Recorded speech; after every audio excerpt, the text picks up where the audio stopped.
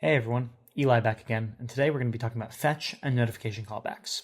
And you might be asking yourself, what are fetch and notification callbacks? Well, hopefully, at the end of the video, you'll have a good sense of what those are, how to use them with Speechmatics. So we'll start first here in Postman, and we'll go through a common example of leveraging batch transcription with no fetch or no notification callbacks. So just by default, generically how it works. I have a test file here. Postman is a way that we can integrate or interact with APIs. So I have the API of the Speechmatics, that test file, and some basic configuration. And if I send this off, I'm going to get a message back saying, hey, we are make contact with the Speechmatics API. We have generated a ID here to correlate with the actual job, right? That I just submitted that audio file. But this isn't giving me the transcript. It's just confirming that we've created a job essentially to be transcribed. So in order to actually get the job itself, I have to take this job ID and make a separate API call to say our endpoint here for jobs. And if I put in the ID there, it will let me know that the job is done. And then I can actually get the transcript by adding that on to the API. And then we get the JSON here showing the entirety of the transcript. So that's all well and good. But that requires polling. Polling is essentially these additional API calls to get the job details or the job transcript. And what I might want to do instead is have a notification callback. A notification callback allows us to use webhook endpoints to essentially say, hey, this is where we want to actually get the transcript when it's done.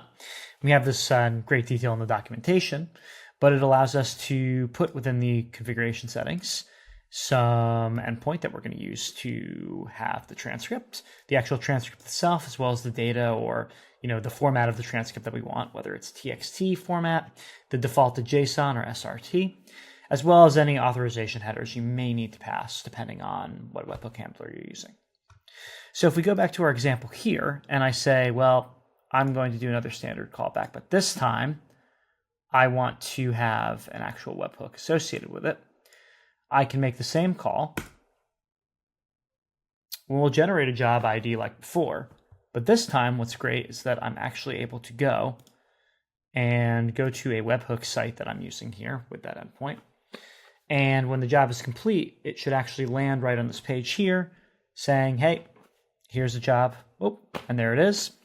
And now we can actually view that information immediately without me having to make those separate API calls. So really easy way to seamlessly get the actual transcription that I want directly delivered to webhook endpoint of my choosing.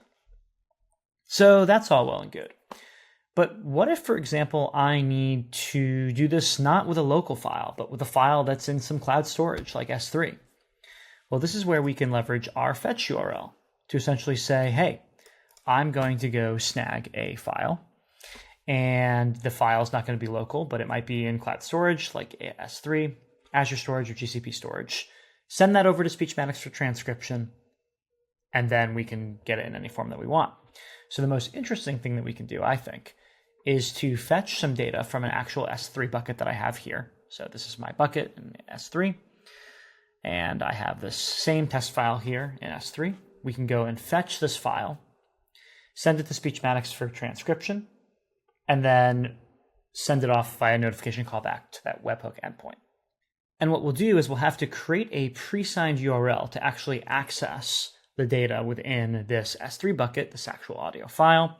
So we'll create a script essentially to get access to it right here and fetch and then do the notification callback. So let me walk through this script really quickly.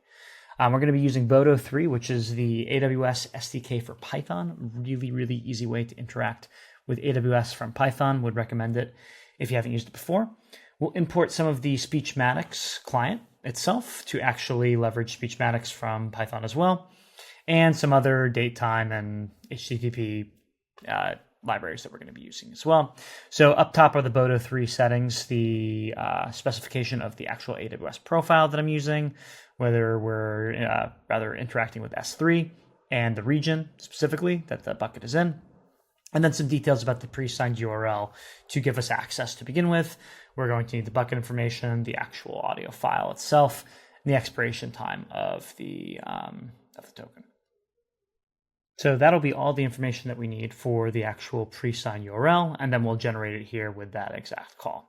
So then we'll get into the Speechmatics components. I can scroll down and find the API key here. Again, probably shouldn't be putting this in plain text, but I'm going to delete this key after the video, so you won't be able to use it. And just in general, probably shouldn't be doing that, but for the sake of the demonstration, we can do that. We'll be transcribing the English, pointing to the specific endpoint with Speechmatics. And then we have the transcription configuration here. And the transcription configuration is going to have that language, but also that fetch data interpolated with the URL that we're creating up here, that pre-signed URL. So that'll go right there. The notification configuration to that webhook endpoint, and then the transcript here that we want. So I can take a look at this, and this is just running the batch client itself with those settings and some catches there. So I'm actually going to print the URL, and you'll see that when I'm running this, we will print it out, and I'm going to obfuscate a bit of it, but you'll be able to know, and I'll be able to know that it's actually working, and that we're generating the pre-signed URL. So anyways, we can see it's been created, that AWS URL. The job has been successfully created, and then I'm going to print the job here, and we'll also send it to the webhook as the nature of the script goes. So what I can do is we can see that it's done.